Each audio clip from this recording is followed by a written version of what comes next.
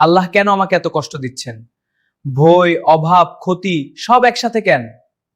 ভাই, এটা কষ্ট নয়, এটা পরীক্ষা। আল্লাহ তাআলা নিজেই বলেছেন,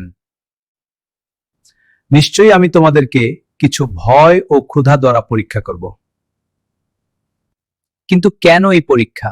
কারণ দুনিয়া জান্নাত নয়, এটা পরীক্ষা কেন্দ্র। রাসূল সাল্লাল্লাহু আলাইহি ওয়াসাল্লাম বলেছেন, মুমিনের ব্যাপারটি আশ্চর্যজনক, তার সব কাজই কল্যাণকর। সুখ পেলে সে শকর করে, দুঃখ পেলে সে সবর করে, উভয়টাই তার জন্য কল্যাণ। তাহলে কষ্টের পর কি আছে? সুসংবাদ। আল্লাহ বলেন, ধৈর্যশীলদেরকে সুসংবাদ দাও। আরেক হাদিসে রাসূলুল্লাহ বলেছেন, যখন আল্লাহ কারো মঙ্গল চান তখন তাকে বিপদে ফেলেন। ভয় আসবে, অভাব আসবে, ক্ষতি আসবে, কিন্তু মনে রাখুন, এই দুনিয়ার প্রতিটি কষ্ট আপনার ঈমানকে শক্ত করার জন্য। সবর করুন, কারণ জান্নাতের রাস্তা ফুলে নয়, পরীক্ষায় ভরা।